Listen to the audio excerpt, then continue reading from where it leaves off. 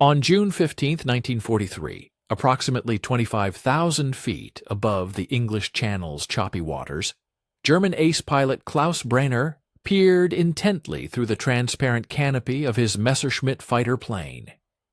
His gaze was fixed on an approaching American aerial formation. He identified 8 P-47s, those notoriously robust, somewhat ungainly flying milk bottles that the Luftwaffe had systematically eliminated from the European skies over the preceding months. Brenner permitted himself a slight, confident smirk. These Thunderbolts, he knew, ascended with the laborious effort of heavily laden freight trains, their maximum climb rate barely reaching 1,500 feet per minute. In stark contrast, his agile Bf-109 possessed the capability to effortlessly outmaneuver them in any vertical aerial engagement. This encounter, he mused, would undoubtedly culminate in another facile victory. However, as Brenner initiated his aggressive attack dive, an utterly unforeseen and seemingly impossible event transpired. The leading P-47, contrary to all expected evasive maneuvers, did not attempt to flee or execute a defensive turn. Instead, it abruptly pitched its nose upward into a climb so extraordinarily aggressive that it directly contravened every piece of intelligence the Luftwaffe had painstakingly gathered concerning American fighter aircraft. This colossal aircraft, defying its perceived limitations, clawed its way skyward at an astonishing rate approaching 2,000 feet per minute. Its powerful engine shrieked at maximum output, relentlessly pursuing Brenner into what he considered his own aerial domain. Within the confines of his Messerschmitt's cramped cockpit, the German pilot experienced an unfamiliar tremor of apprehension as the stupid American Propeller, a revolutionary 13-foot marvel of paddle blade engineering, transformed what was once considered the sky's most laughable aircraft into its most formidable and terrifying predator. Stay with us and watch the end of the video. We will be grateful for your like and subscription. Write a comment about where you are from and what you think about the video topic. The grim realities delineated in the morning reports from the European theater painted a bleak and unsparing picture, one that no amount of optimistic rhetoric from the Pentagon could effectively mask or ameliorate. By September 1943, the P-47 Thunderbolt had unfortunately garnered a reputation so undesirable that even seasoned American pilots were actively requesting transfers to any other aircraft possessing wings. The aircraft's rather unflattering moniker among Luftwaffe pilots, Jug, a direct reference to its distinctive milk bottle-like silhouette, had insidiously permeated enemy lines and now echoed with a bitter, ironic resonance throughout Allied briefing rooms. Colonel James Johnson, engrossed in the latest combat assessment reports at Wright Field, found his coffee growing progressively colder as the stark numerical data presented its unforgiving narrative. The P-47's inherent climb rate of a mere 1,500 feet per minute rendered it an almost defenseless target against the superior Messerschmitt Bf-109s, which boasted an impressive ascent capability exceeding 3,000 feet per minute. During the intense dogfights unfolding over the skies of occupied France, German pilots had rapidly perfected a straightforward yet devastating tactic. They would simply climb above the Thunderbolts, gaining a decisive altitude advantage, and then methodically pick them off at their leisure. The massive American fighter, with its formidable weight exceeding 7 tons when fully loaded, proved utterly incapable of following enemy aircraft into the crucial vertical realm where the decisive engagements of modern air combat were increasingly determined. Frank Caldwell, from his rather confined office at the Hamilton Standard Division, meticulously scrutinized these identical reports. However, where military commanders perceived an unequivocal failure, the astute veteran engineer discerned the fundamental principles of physics at play. The formidable Pratt & Whitney R2800 double wasp engine, deeply ensconced within the P-47's nose, generated an astounding 2,300 horsepower, a prodigious amount of raw power surpassing that of any other fighter engine globally. Yet paradoxically, a significant portion of this immense energy was inexplicably being squandered. The crux of the problem, Caldwell deduced, lay neither with the engine itself nor with the aircraft's robust airframe. Instead, the fundamental issue resided with the narrow-bladed propeller, which proved incapable of efficiently absorbing and subsequently translating that colossal torque into effective forward thrust. Conventional propeller design, remarkably, had remained largely unaltered since the tumultuous era of the Great War. Engineers had traditionally constructed them with slender, knife-like blades, meticulously crafted to slice through the air with optimal efficiency, primarily at cruising speeds. However, such efficiency during cruise flight held little practical value when the exigencies of aerial combat demanded an aircraft's absolute maximum power output. The P-47's standard propeller blades, measuring a mere 11 feet in diameter, were simply unable to effectively harness the full output of the powerful R2800 engine without experiencing a significant loss of operational effectiveness. At full throttle, the very tips of these blades approached supersonic velocities, generating destructive shock waves that severely diminished lift and effectively transformed the otherwise crucial propeller into an expensive, counterproductive air brake. The audacious solution that began to coalesce in Caldwell's brilliant mind represented a radical departure, effectively violating every established principle of conventional propeller design. Instead of envisioning slender blades optimized for the refined efficiency of cruise flight, he conceived of broad, distinctly paddle-shaped blades. These innovative blades, he theorized, would possess the remarkable capacity to aggressively grasp massive volumes of air and hurl it backward with sheer, unadulterated brute force. The conceptual design bore a striking resemblance more to a boat propeller than to a traditional aircraft prop. Thick, conspicuously wide, and almost clumsy in appearance, these blades unequivocally prioritized raw thrust and propulsive power over any semblance of elegant aerodynamic efficiency. Caldwell's colleagues at Hamilton Standard listened to his bold proposal with a mixture of polite attention and underlying skepticism.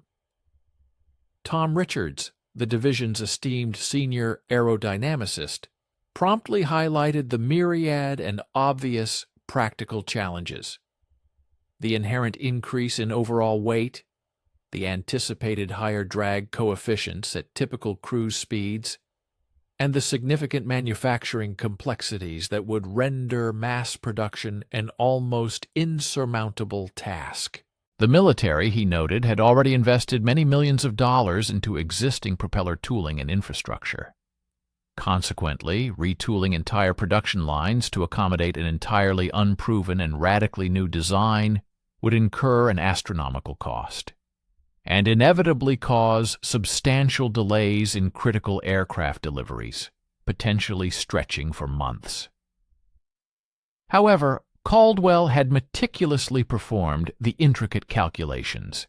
He was convinced that a 13-foot diameter propeller, equipped with his revolutionary paddle blades, possessed the capability to fully absorb the prodigious 2,300 horsepower output of the R-2800 engine. He argued that the substantial increase in generated thrust would more than compensate for any additional aerodynamic drag. And crucially, the larger diameter of the propeller would effectively reduce the tip speeds of the blades, thereby eliminating the troublesome shockwave phenomenon that severely plagued existing propeller designs. More importantly, Caldwell stressed, the implementation of this novel propeller would fundamentally transform the P-47's notoriously abysmal climb rate into a performance metric that could not only compete with, but potentially even surpass those of contemporary German fighter aircraft.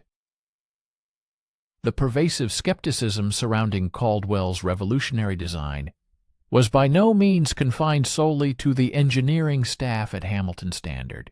At Curtiss Electric, Hamilton Standard's primary and formidable competitor in the lucrative military propeller contract sector, senior engineer Robert Hayes summarily dismissed the paddle blade concept as nothing more than a desperate and ultimately futile attempt to rectify an inherently unfixable aircraft. Curtiss, he proudly asserted, was actively developing its own proprietary solution, a refined iteration of their existing narrow blade design, which featured enhanced pitch control mechanisms and a slightly increased diameter.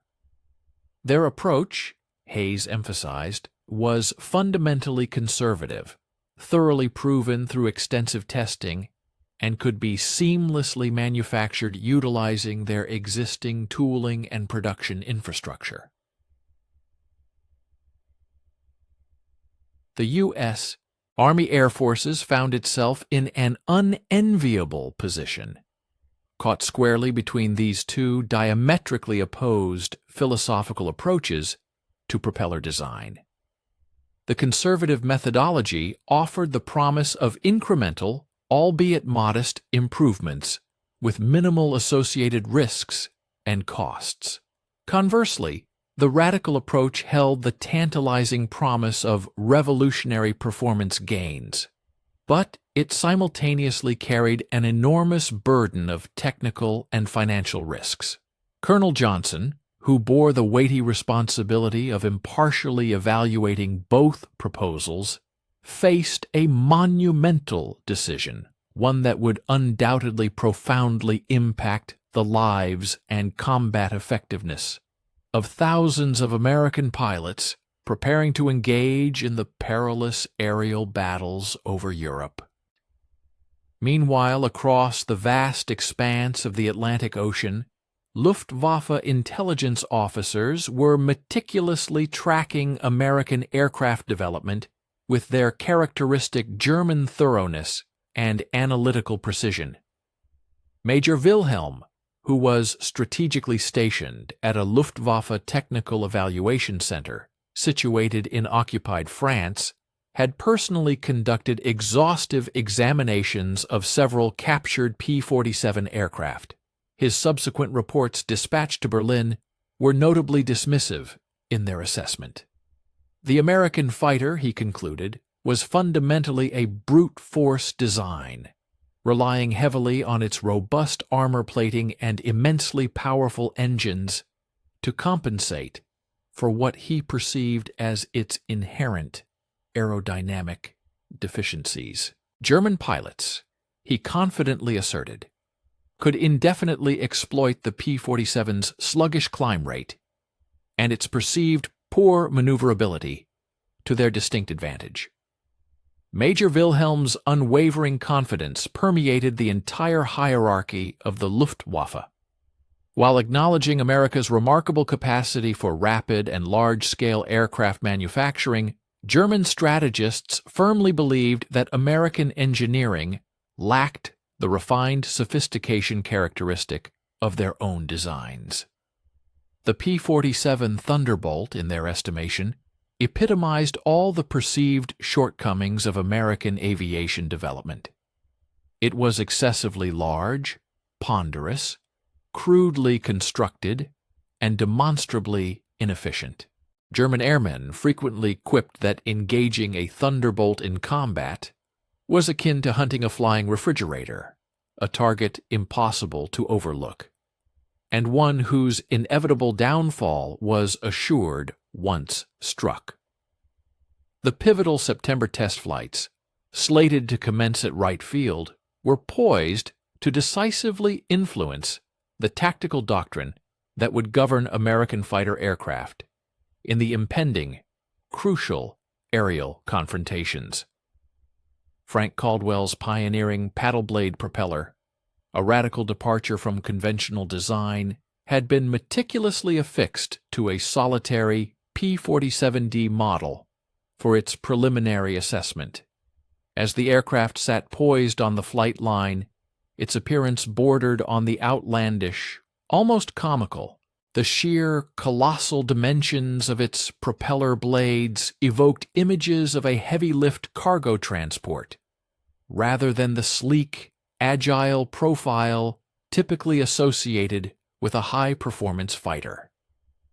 Test pilot Captain Robert Anderson, a man entrusted with pushing the boundaries of aviation, settled into the cockpit, with explicit directives to subject the aircraft to its utmost limits and meticulously document any discernible shifts in its performance envelope.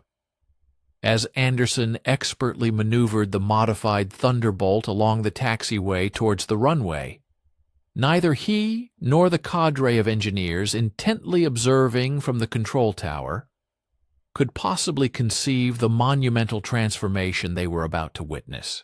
This moment marked the cusp of aerial warfare's greatest perceived disappointment being transmuted into its most formidable predator. The entrenched doctrines of fighter design, which had dictated aeronautical philosophy for 2 decades, were on the verge of being utterly shattered by a mere 13 feet of groundbreaking engineering, a revolutionary advancement destined to fundamentally rewrite the very rules of air combat over the European theater. We ask you to stay with us and watch the end of the video. We will be grateful for your like and subscription. Please write a comment about where you are from and what you think about the video topic. The inaugural test flight, conducted on October 12th, concluded abruptly after precisely 14 minutes when Captain Anderson was compelled to return the modified P-47 to Wright Field, reporting a profoundly unsettling vibration. The immense paddle blades, it transpired, had generated severe harmonic oscillations that resonated throughout the entire airframe, creating a palpable threat of structural disintegration at any throttle setting exceeding 70%. From his vantage point within the control tower, Frank Caldwell observed as ground crews swarmed the aircraft, meticulously scrutinizing its structure for incipient stress fractures and any loose rivets. The emergence of a vibration problem was not entirely unforeseen. Propeller harmonics had, after all, plagued aviation since the pioneering days of the Wright brothers. However, the sheer intensity and destructive nature of these particular oscillations strongly indicated fundamental, inherent flaws embedded deep within the blade design itself. Caldwell's dedicated team embarked on an intensive 3-week period, laboring tirelessly to completely overhaul the blade root attachment system and meticulously fine-tune the propeller hub balance. The initial blades had been fabricated using standard manufacturing techniques, methods perfectly adequate for narrow blade configurations, yet proving woefully insufficient for accommodating the colossal forces unleashed by the innovative paddle design. Each individual paddle blade, weighing nearly twice as much as its conventional counterparts, generated unprecedented rotational stresses that the standard hub assembly simply could not withstand. The comprehensive solution necessitated the creation of custom-forged blade shanks and a thoroughly redesigned hub assembly, modifications that collectively added an additional 200 pounds to the aircraft's forward weight. The subsequent test flight, undertaken on November 5th, yielded a different set of results, yet they proved to be equally disheartening. While the critical vibration issue had been successfully addressed and resolved, the new propeller's overall performance fell drastically short of Caldwell's optimistic calculations. Instead of the anticipated climb rate improvement to a robust 2,900 feet per minute, Captain Anderson reported a paltry 600 feet per minute, a mere 100 feet per minute gain over the standard propeller. The increase in top speed was similarly underwhelming, with the aircraft reaching only 410 mph, a marginal improvement of just 10 mph compared to its baseline speed of 400 mph. Robert Hayes, a key figure at Curtiss Electric, received the disappointing test results with an expression of barely concealed satisfaction. His team's meticulously refined narrow blade design had, in contrast, completed its own preliminary testing just the previous week, yielding significantly more encouraging figures. The Curtiss propeller had achieved a commendable climb rate of 1,750 feet per minute and successfully maintained the aircraft's existing top speed, all without incurring the weight penalty or the manufacturing complexities inherent in Caldwell's radical paddle blade design. Hayes promptly forwarded his team's superior results to Colonel Johnson, appending a memo that pointedly suggested Hamilton Standard's audacious approach had unequivocally proven itself to be nothing more than a costly and ultimately fruitless endeavor. However, Caldwell harbored a strong suspicion that the root of the problem lay not with the fundamental paddle blade concept itself, but rather with the propeller's specific pitch settings and the optimization of its blade angles. The initial design parameters had been derived from purely theoretical calculations, which inherently assumed ideal, unvarying conditions. Real-world flight testing, however, starkly revealed that the optimal blade angle for achieving peak climb performance diverged significantly from the angle required to attain maximum level flight speed.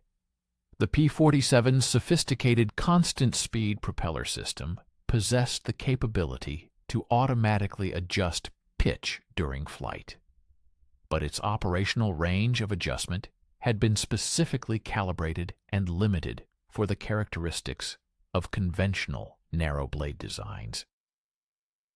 Working an arduous 18-hour daily schedule within Hamilton Standard's engineering lab, Caldwell's dedicated team successfully engineered a novel constant-speed mechanism boasting twice the pitch adjustment range of any existing systems. This ambitious modification necessitated extensive alterations to both the propeller governor and the intricate hydraulic controls.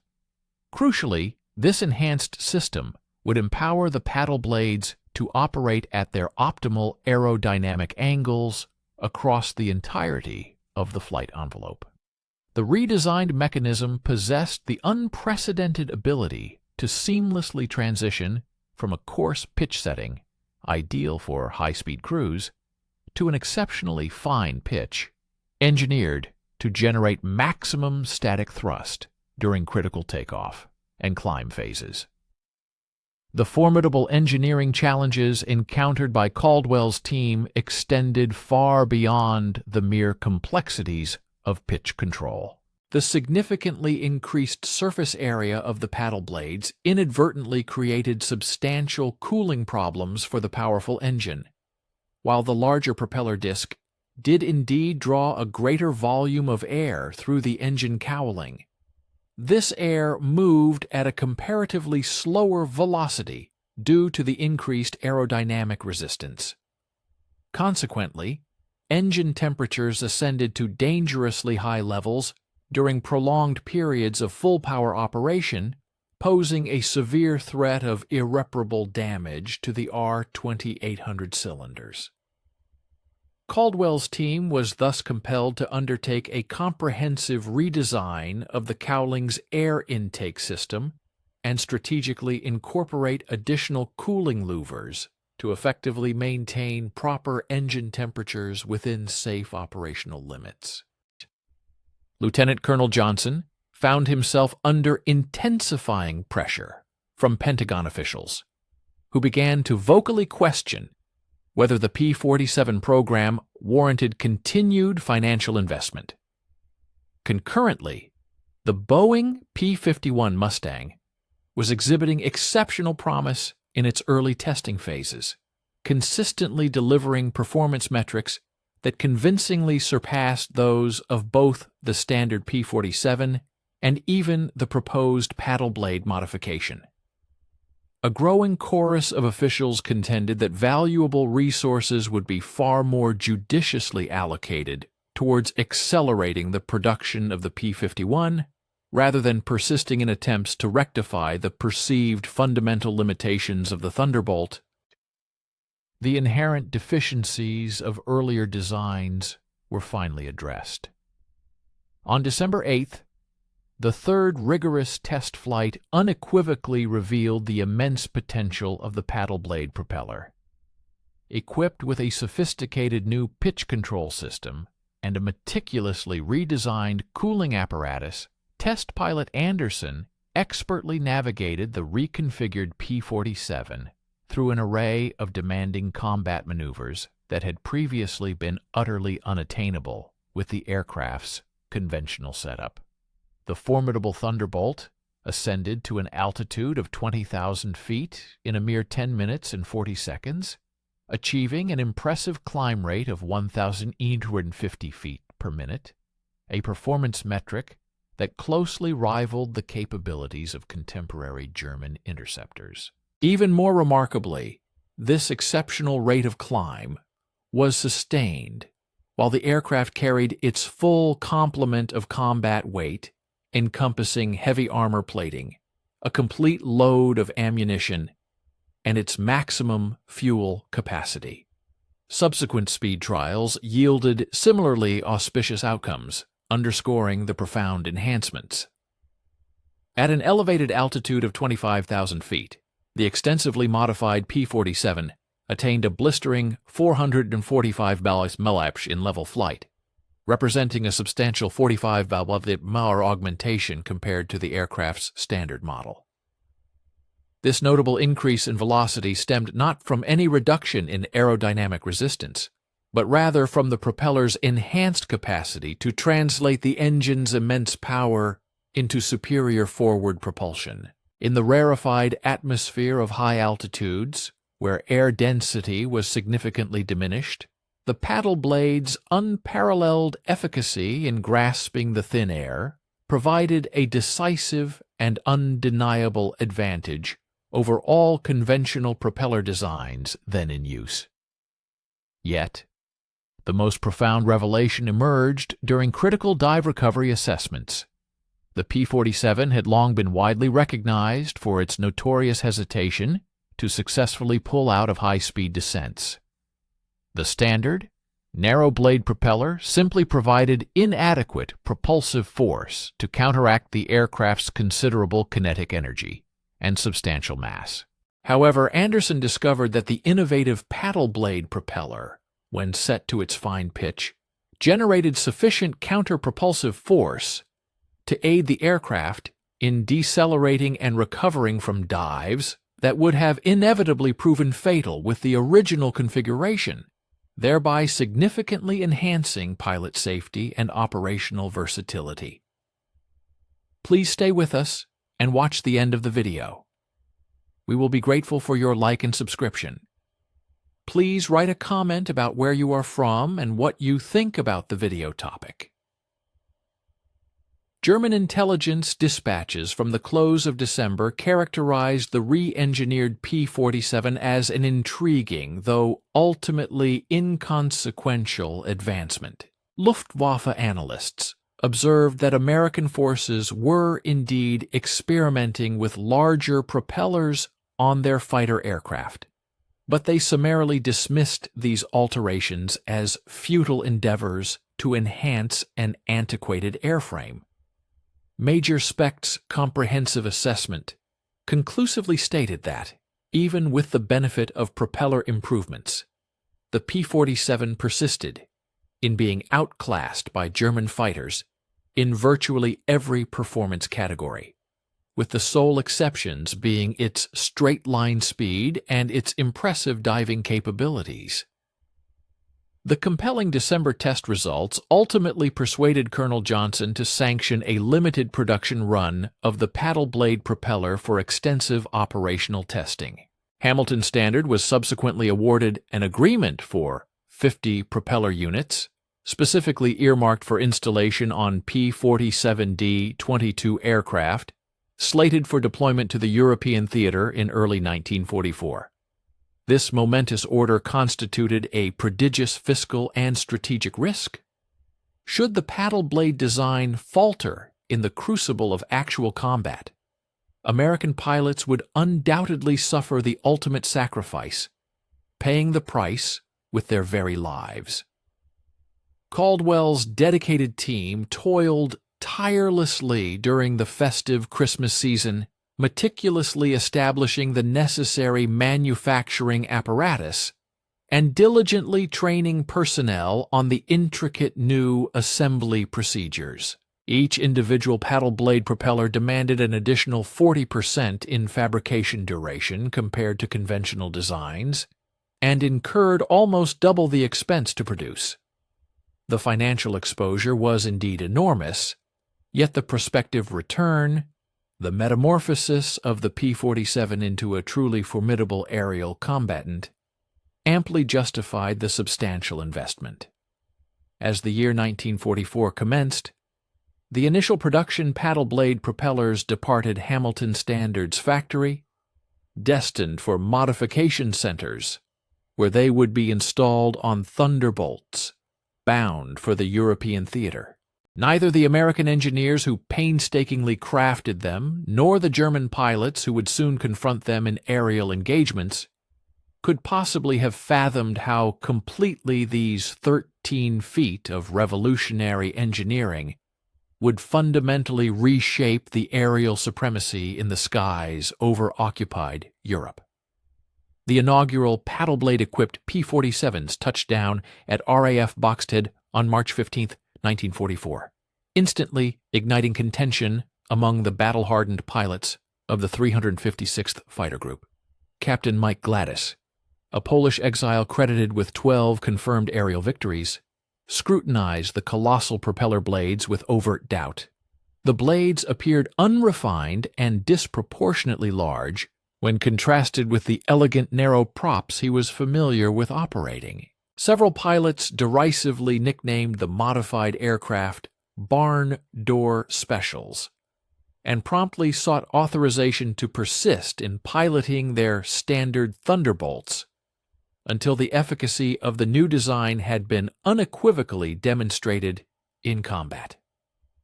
Group Commander Colonel Harold Ralph thus confronted a precarious predicament.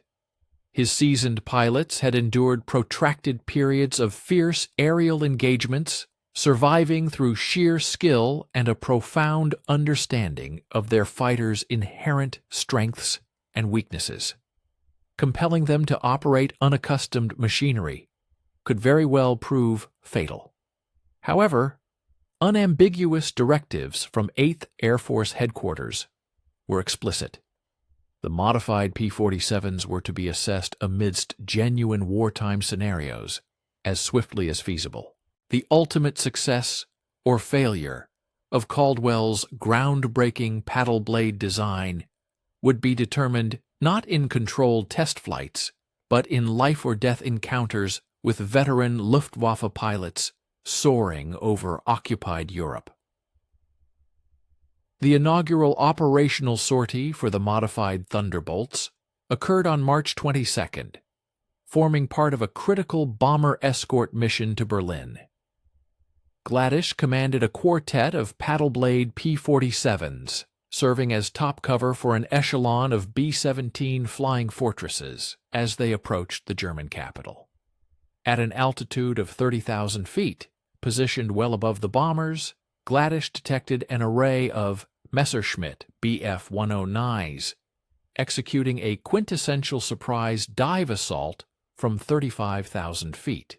Under conventional circumstances, the P-47s would have been compelled to descend rapidly away from the German fighters, leveraging their advantageous velocity during a dive to evade the Messerschmitt's established ascendancy in vertical performance. Instead, Gladish, with audacious resolve, guided his squadron into a sharp ascent to intercept the diving Messerschmitts.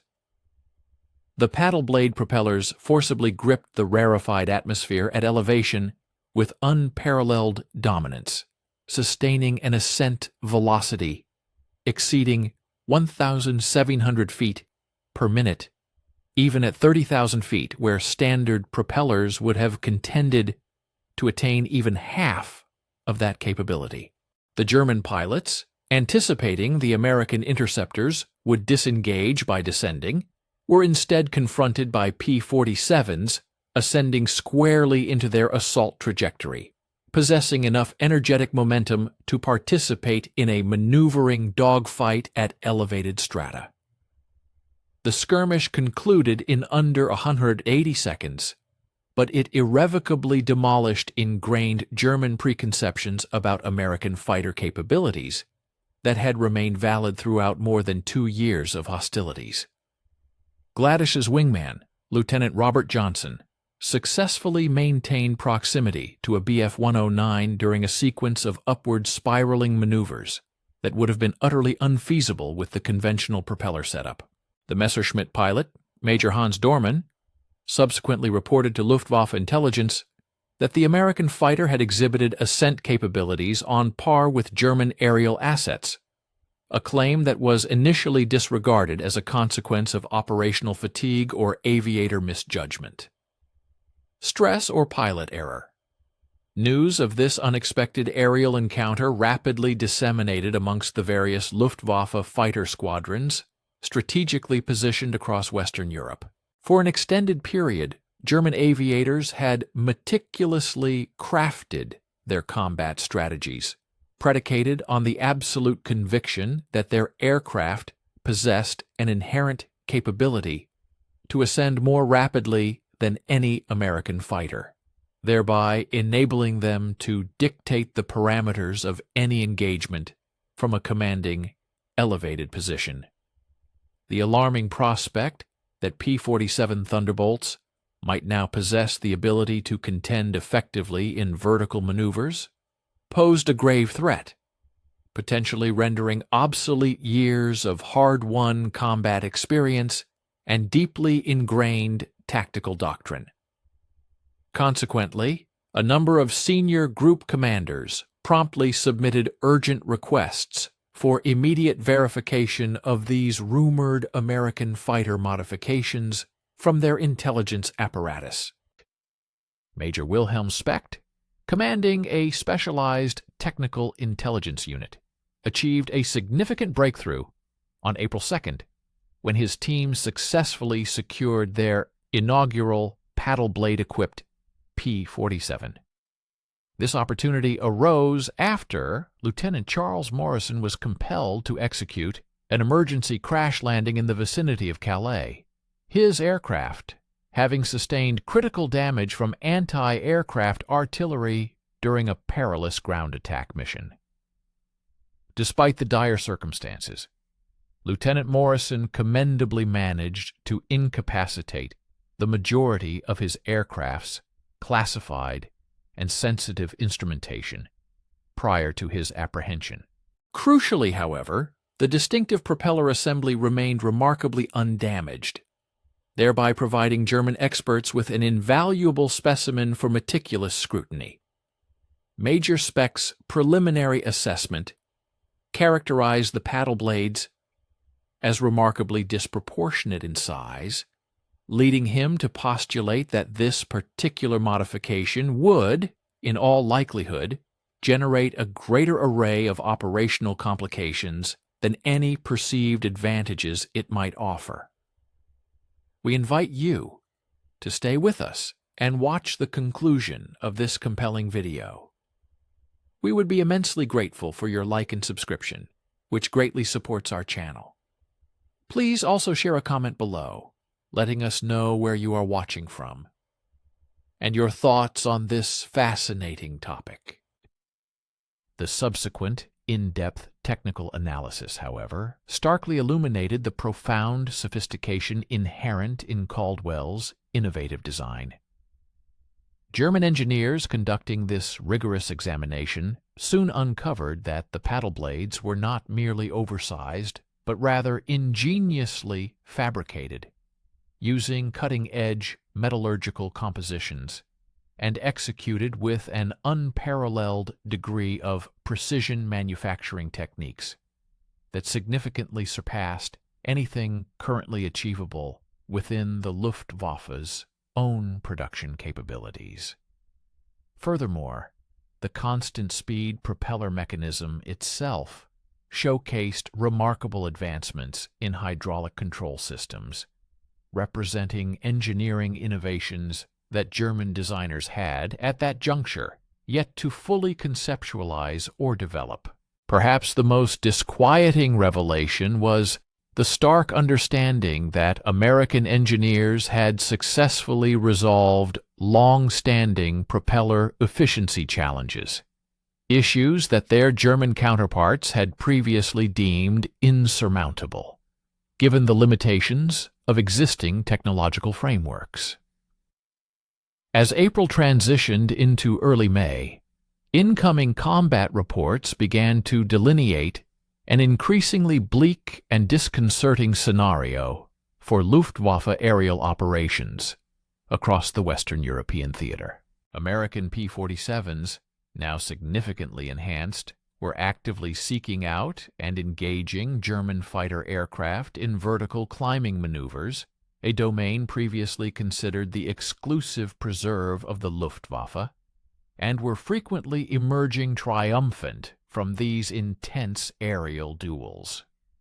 The 356th Fighter Group, operating independently, recorded an impressive tally of 21 German aircraft destroyed solely within the month of April.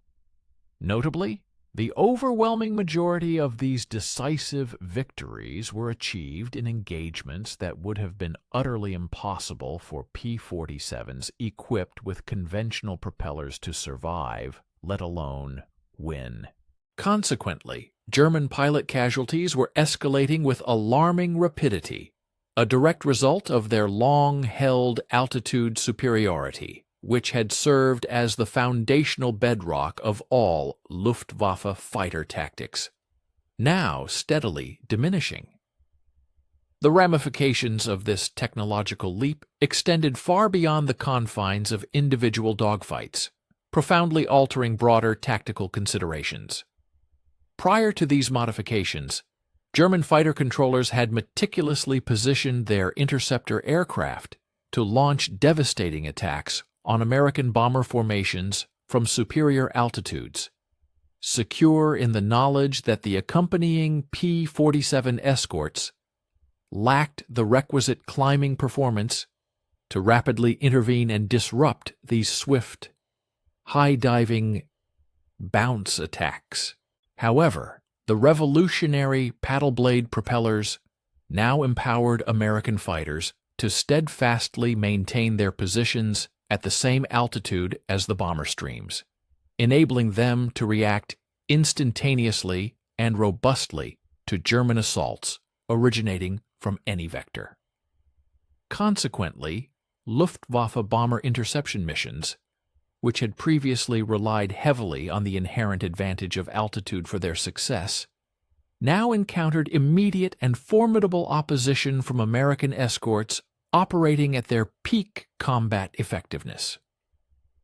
By the middle of May, a remarkable transformation had occurred, with virtually every frontline P-47 Thunderbolt operating within the European theater of operations having been outfitted with the revolutionary paddle blade propellers.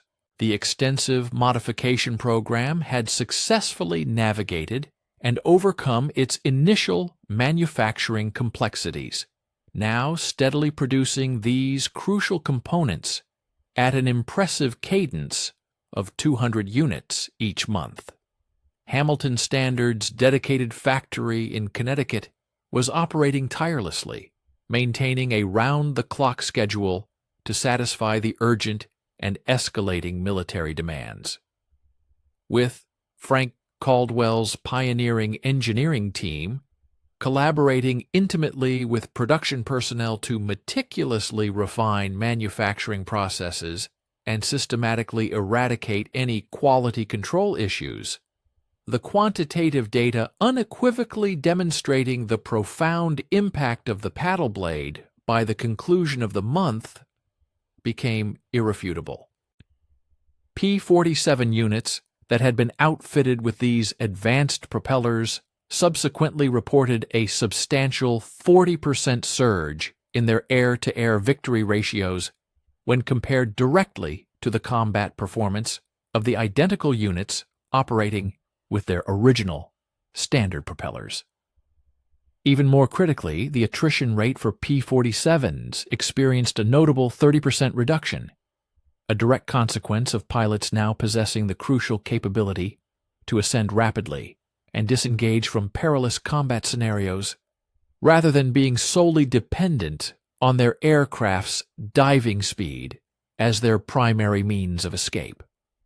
Consequently, the P-47 Thunderbolt, once a comparatively manageable adversary, was unequivocally no longer considered the Luftwaffe's favored target.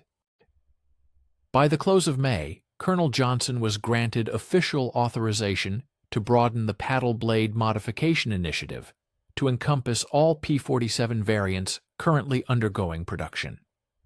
The indisputable success witnessed in the European theater had thoroughly persuaded high-ranking Pentagon officials that what had once been dismissively referred to as Caldwell's stupid propeller trick actually constituted one of the most profound and impactful technological breakthroughs of the entire conflict. Consequently, directives were promptly issued to commence the modification of existing P-47 aircraft stationed in the Pacific Theater, and furthermore, to ensure that all newly manufactured aircraft were equipped with paddle blade propellers directly from the assembly line. German intelligence officers found themselves in a precarious position, grappling to adequately elucidate the sudden and dramatic enhancement in American fighter performance to Luftwaffe commanders, who had, for so long, become accustomed to exercising unquestionable tactical superiority over their Allied counterparts. Major Speck's subsequent and revised intelligence reports candidly conceded that the Americans had indeed attained a formidable technological advantage. However, German aircraft designers were severely hampered by a critical dearth of both manufacturing capacity and essential raw materials, rendering them incapable of developing comparable propeller improvements in a timely manner. The Luftwaffe was thus compelled to confront the stark reality of prosecuting the remainder of the war with the knowledge that their fighter forces could no longer decisively overpower American adversaries by virtue of superior climb performance and the inherent advantage of altitude. The fundamental transformation of aerial combat dynamics was, by this point, complete. Frank Caldwell's ingenious paddle blade propeller had unequivocally revolutionized the P-47 Thunderbolt, transforming it from what was once considered the Luftwaffe's comparatively vulnerable prey into their most formidable and perilous adversary. This profound rewriting of the tactical equilibrium of air combat over the skies of Europe, occurring mere months prior to the pivotal D-Day invasion, underscored the absolute imperative for the Allies to achieve and maintain an unassailable and comprehensive air superiority. The dawn of D-Day, June 6, 1944, heralded the ultimate and most monumental trial of Frank Caldwell's revolutionary engineering achievement. As a formidable contingent of nearly 400 paddle-blade-equipped P-47 Thunderbolts thundered across the English Channel, this immense aerial armada specifically assigned the critical mission of establishing and securing Allied air superiority above the vital Normandy beaches, incorporated a greater number of these newly modified Thunderbolts than any preceding operational deployment. Their uniquely broad propeller blades, catching the nascent rays of the rising sun, illuminated the beginning of what would undeniably prove to be the most protracted and consequential day in the annals of aviation history. Colonel Francis Gabreski, a distinguished ace, commanded the 56th Fighter Group's protective sweep over Omaha Beach precisely at 6:30 hours, his formation of 16 P-47s ascending to a commanding altitude of 25,000 feet, with an effortless authority that would have been utterly inconceivable merely half a year prior. Beneath their wings, the most colossal sea-borne invasion in the entirety of human history was meticulously unfolding, as waves of Allied landing craft steadily approached the formidable, heavily fortified coastline of France. Crucially, in the expansive skies above, German fighter aircraft were conspicuously absent, a stark contrast to the aerial domain they had once controlled with unchallenged impunity. The Allied air forces asserted their aerial supremacy without challenge. The Luftwaffe's reaction to the massive invasion underscored the profound, detrimental effect that the paddle-blade propeller innovation had wrought upon German tactical doctrine. Oberst Adolf Galland, who commanded the Luftwaffe Reichs fighter forces, found himself compelled to relinquish the altitude advantage strategies that had been a cornerstone of German pilot success since the Battle of Britain. His fighter aircraft were no longer able to rely upon outclimbing American escorts to launch attacks on Allied bombers from a superior position.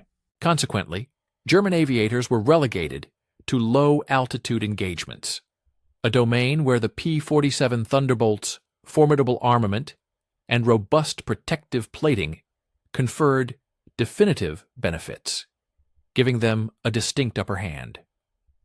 Major Klaus Matuschia's Jagdgeschwader were tasked with intercepting Allied fighter bombers that were assaulting German positions near Caen. However, the strategic landscape had undergone a radical transformation since the paddle-blade propeller enhancements began to manifest across the European theater. Matuschia's squadron of Focke-Wulf 190s, aircraft formerly able to ascend beyond American fighters to prescribe the conditions of combat through surprise and energy advantage, now discovered themselves either equaled or definitively surpassed in their ascent capabilities by Thunderbolts. These P-47s, equipped with the revolutionary new propellers, could effortlessly sustain operational prowess and combat effectiveness regardless of elevation. Stay with us and watch the end of the video. We will be grateful for your like and subscription. Write a comment about where you are from and what you think about the video topic. The initial significant aerial engagement of the morning unfolded over the invasion beaches, commencing when 24 Messerschmitt 109s endeavored to assault Allied naval forces, providing crucial support for the landings. Captain Robert Johnson's flight, comprising 8 paddle-blade P-47s, swiftly interdicted the German contingent at an altitude of 18,000 feet. These Thunderbolts had achieved this ascent from sea level in slightly less than 9 minutes, a remarkable velocity that enabled them to close with the Messerschmitts prior to the German aviators finalizing their assault maneuvers on the exposed vessels beneath them. This specific engagement vividly illustrated the profound manner in which the paddle blade propeller had reshaped air combat dynamics. German pilots, who had been rigorously trained to engage adversaries from a superior altitude, suddenly found themselves incapable of evading American fighters that could not only emulate their rate of ascent, but also definitively surpass their horizontal velocity. Lieutenant Hans Wick, then undertaking his 43rd combat mission, observed that the American Thunderbolts ascended with the propulsion of rockets and sustained their relentless pursuit even through evasive actions that would typically have dislodged P-47s equipped with conventional propellers. By the midday hour, Luftwaffe controllers were transmitting reports of American fighter activity, occurring at altitudes formerly regarded as secure sanctuaries for German aircraft.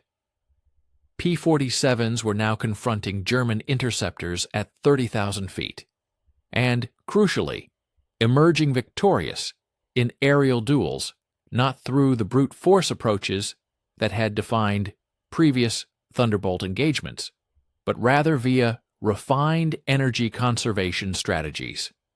The innovative paddle blade propellers bestowed upon American pilots the capacity to judiciously exchange elevation for velocity and subsequently recover their altitude with sufficient rapidity to maintain a decisive tactical advantage throughout prolonged aerial confrontations. The quantitative data regarding D-Day air operations unequivocally recounted the narrative of Caldwell's engineering masterstroke through irrefutable figures. Allied air forces executed more than 14,000 combat missions on June 6th, whereas the Luftwaffe could only muster fewer than 300 operational flights. This staggering disparity underscored not merely a quantitative advantage, but rather the profound tactical supremacy that paddle-blade-equipped fighters had secured across the European firmament. German pilots who dared to engage Allied formations consistently found themselves outclassed in aerial maneuvers by their American counterparts, who could ascend, descend, and execute turns with an efficacy that effectively nullified conventional Luftwaffe combat methodologies, rendering them utterly obsolete. General der Jagdflieger Adolf Galland's evening briefing to Reichsmarschall Hermann Göring presented a grim depiction of the utter ineffectiveness of German fighter aircraft over the invasion beaches. Galland's pilots had reported the destruction of 17 Allied aircraft during the day's operations. However, the Luftwaffe's own attrition surpassed 40 fighter planes. This highly unfavorable casualty ratio was one that would rapidly decimate the Luftwaffe, eliminating it as a viable combat entity. The paddle-blade P-47s had unequivocally demonstrated their proficiency in overcoming German fighters across all forms of aerial confrontation, encompassing everything from close-quarter skirmishes at low altitudes to swift interdictions at great heights. The culminating aerial engagements of the evening unfolded when German night fighters sought to engage Allied naval forces under the cloak of night.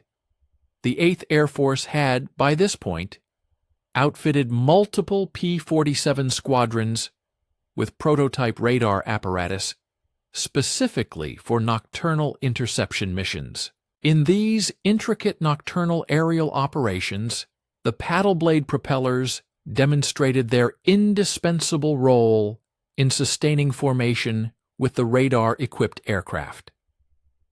The Thunderbolt's significantly enhanced ascent capabilities, stemming from these propellers, enabled them to establish a superior position over German night fighters, allowing them to strike with the identical elevation superiority that German aviators had historically commanded. Frank Caldwell was apprised of the initial dispatches regarding D-Day air operations at Hamilton Standard's Connecticut factory, where his dedicated team was toiling relentlessly around the clock to satisfy the urgent military requisitions for paddle-blade propellers.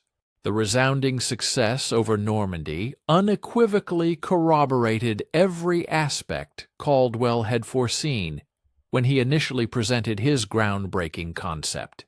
What some had dismissively termed the stupid propeller trick had in reality reconfigured American aerial might from a primarily defensive entity, scarcely adequate for safeguarding Allied bombers, into a formidable offensive instrument that could assert absolute supremacy over the European firmament.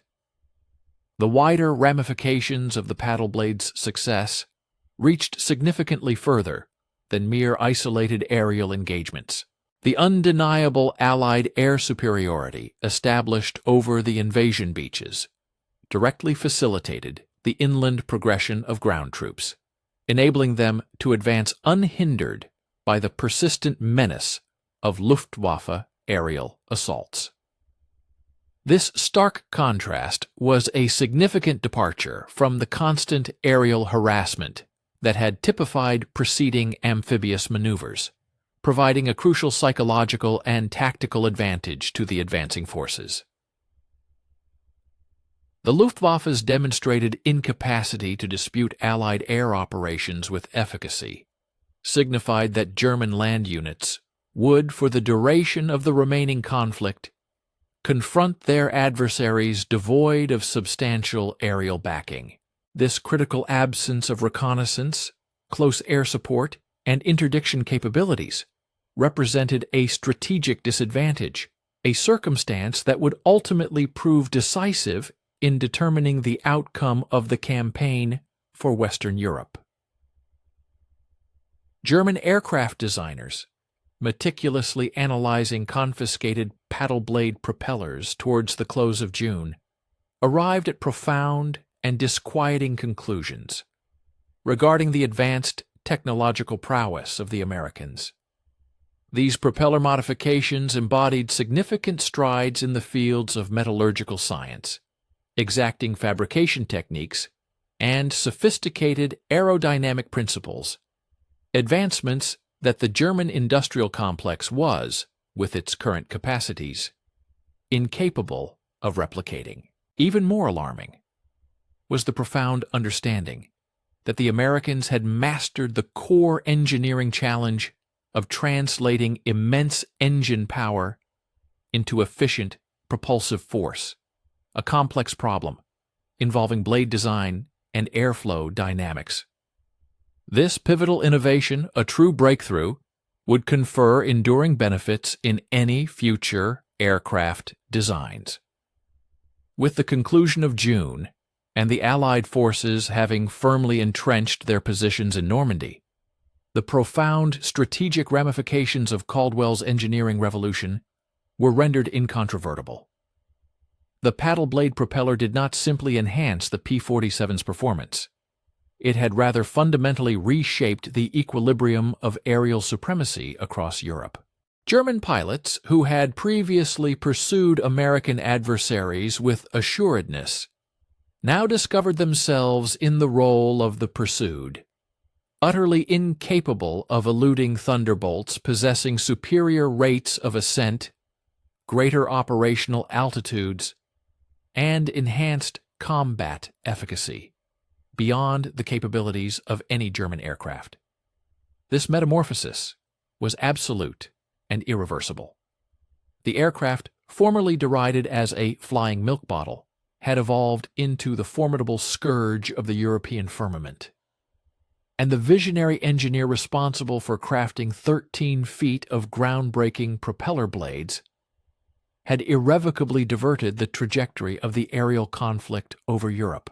The Luftwaffe would never again command the strategic benefits that had once made German fighters the undisputed arbiters of the European heavens in the initial phases of the conflict.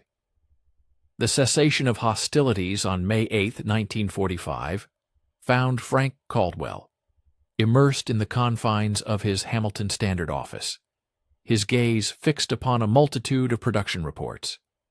These documents graphically articulated the profound narrative of his engineering prowess in unadorned numerical terms.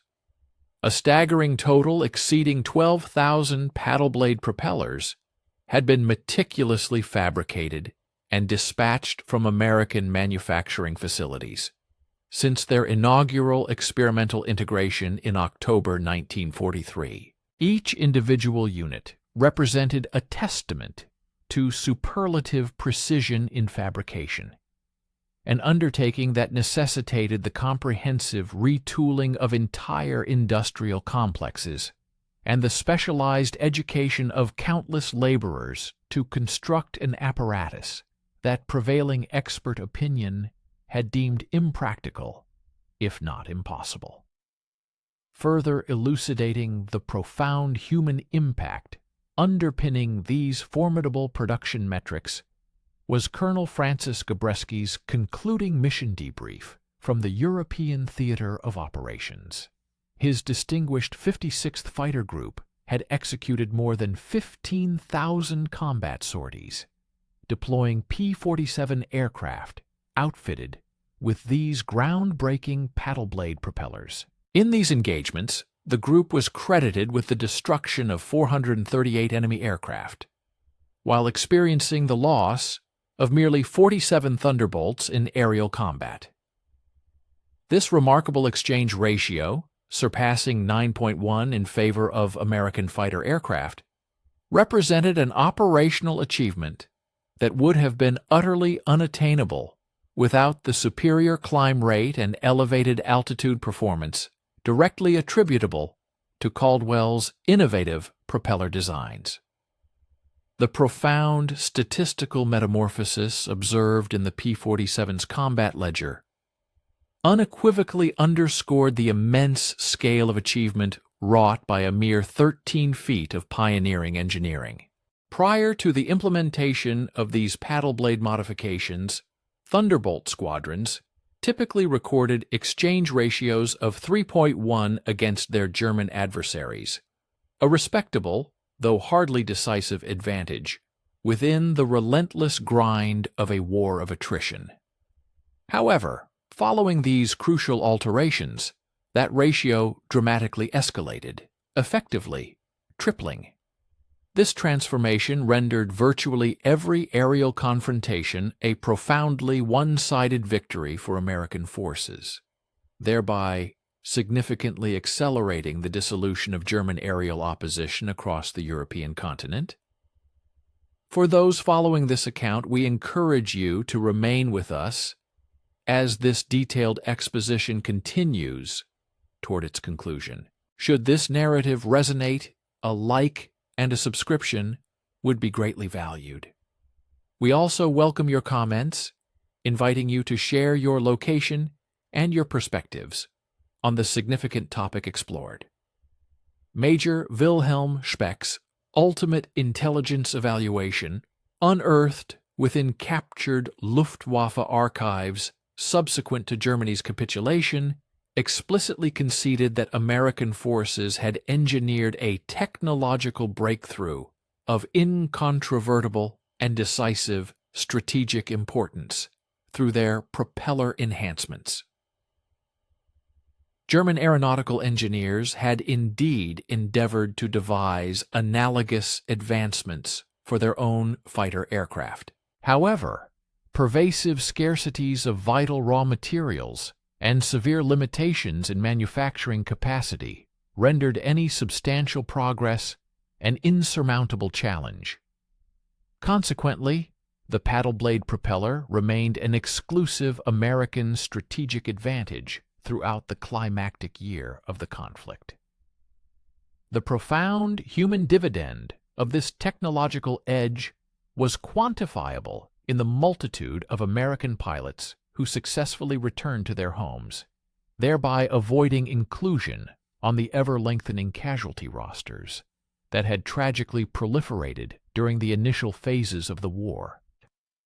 Lieutenant Robert Johnson, who had celebrated his inaugural aerial victory piloting a paddle-blade P-47 over Berlin in March 1944, concluded his final combat mission with an impressive tally of 28 confirmed kills, never once succumbing to an enemy fighter.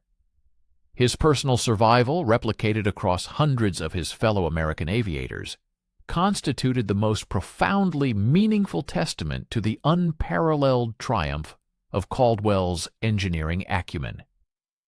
Yet, the influence of the paddle blade transcended the mere survival of individual pilots, fundamentally reconfiguring the entire strategic equilibrium of the aerial conflict. German bomber production had effectively ceased by early 1945, not due to the physical destruction of their manufacturing facilities, but rather because the Luftwaffe had become utterly incapable of furnishing fighter escorts robust enough to safeguard their bombers from the relentless onslaught of American fighters. The formidable capabilities of paddle blade-equipped P-47s had rendered German air operations so prohibitively costly that the Reich's aviation industry had unequivocally abandoned bomber development, instead diverting all resources towards desperate endeavors to construct purely defensive fighter aircraft. The technological upheaval initiated by Caldwell's unorthodox conceptualization ultimately fostered an entire lineage of American aeronautical innovations. The iconic North American P-51 Mustang, for instance, incorporated comparable paddle blade technology within its culminating variants, as did the Republic P-47N model, which commenced production precisely as the war drew to a close. American aircraft designers had assimilated a crucial lesson: that seemingly brute force approaches to complex engineering dilemmas could indeed yield spectacular success when underpinned by superior manufacturing prowess and advanced material science. Frank Caldwell's personal commendation arrived in the distinguished form of a Presidential Medal for Merit, ceremoniously presented by Harry Truman during a discreet White House event on June 15, 1945. The accompanying citation lauded his groundbreaking propeller design for having materially contributed to Allied air superiority over Europe. Nevertheless, Caldwell himself understood that the ultimate triumph rightfully belonged to the myriad American pilots who had bravely flown his propellers into the crucible of combat and, against all odds, returned safely home. Subsequent post-war investigations into German aircraft development unequivocally revealed the comprehensive extent to which the paddle blade revolution had utterly confounded enemy strategic planning. Captured archival documents demonstrated that German designers had, in late 1944, aborted several promising fighter projects, conceding their inability to rival the climb performance that American fighters were consistently exhibiting in active combat.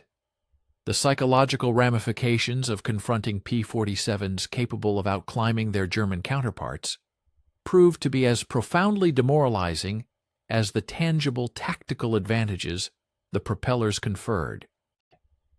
The enduring manufacturing legacy of the paddle blade initiative extended considerably beyond the confines of military aviation. American factories had pioneered sophisticated precision casting and machining methodologies for propeller fabrication, techniques that subsequently found pervasive application across a diverse spectrum of post-war industries. The metallurgical breakthroughs necessitated by the paddle blade's stringent strength and weight specifications significantly advanced improvements in automotive engines, industrial machinery, and, in due course, commercial aviation. Caldwell's wartime ingenuity had effectively propelled American manufacturing capability forward by several years. The profound strategic insights gleaned from the paddle blade's resounding success were not overlooked by military strategists engaged in planning for potential future hostilities. The program conclusively demonstrated that technological supremacy could be attained not solely through the creation of entirely revolutionary new designs, but equally through the ingenious and innovative application of existing technological frameworks. American aircraft engines had always possessed formidable power. The paddle blade propellers had simply unearthed a method to harness that power with an efficacy previously deemed beyond the realm of possibility. By the close of summer, the very production lines that had been dedicated to fabricating paddle blade propellers were undergoing retooling for civilian aircraft applications. The identical broad blade technology that had endowed P-47s with their devastating climb rate was now being thoughtfully adapted for use in transport aircraft and commercial airliners. Caldwell's pivotal wartime innovation was embarking upon its transformation into an engine of peacetime prosperity, holding the promise of revolutionizing civilian aviation with the same comprehensive impact it had exerted over the military skies. The ultimate validation of the paddle blade propeller's profound impact emerged from an unforeseen revelation: the debriefings of captured German aviators conducted in the aftermath of the global conflict. Seasoned Luftwaffe veterans, interrogated post-cessation of hostilities, consistently pinpointed the deployment of these newly configured American fighter aircraft as the pivotal moment when their once unquestioned aerial supremacy became entirely unsustainable. Major Klaus Matuschia, a battle-hardened ace who had miraculously endured over 200 perilous combat sorties, compellingly articulated his view, characterizing the formidable paddle blade P-47s as the aircraft that ended our war in the air, a stark admission of their decisive influence on the conflict's aerial dimension. Frank Caldwell, in concluding his ultimate engineering report of the war era, exhibited his typical modesty, merely remarking that the innovative paddle blade propeller had exceeded design expectations in operational service. Yet beneath this reserved phrasing lay the profound truth of a monumental shift in aeronautical paradigm, an engineering revolution that had fundamentally redefined the very nature of American aerial might. It propelled the nation's air power from a position of defensive necessity into an assertive, commanding presence, achieving overwhelming dominance. What many colleagues had initially scoffed at as a stupid propeller trick, dismissing it as fanciful and impractical, had unequivocally demonstrated that occasionally the most radical concepts, those that defy conventional wisdom, are precisely the ones that yield the most pivotal and game-changing outcomes. Stay with us and watch the end of the video. We will be grateful for your like and subscription. Write a comment about where you are from and what you think about the video topic.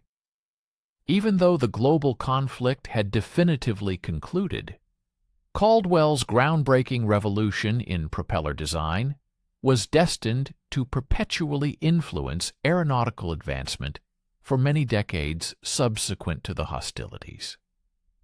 The foundational tenets he had articulated, namely, that superior functionality superseded mere economical operation, that established dogma warranted perpetual scrutiny and constant challenge, and that bold, innovative approaches frequently triumphed where gradual step-by-step enhancements faltered, would undeniably direct the trajectory of American aerospace innovation through the nascent jet age and far into the future. That impressive 13 feet of paddle-shaped steel had fundamentally altered considerably more than the operational capabilities of a solitary fighter aircraft. It had, in fact, powerfully demonstrated the profound capability of audacious engineering ingenuity when confronted with what initially appeared to be insurmountable obstacles and impossible challenges.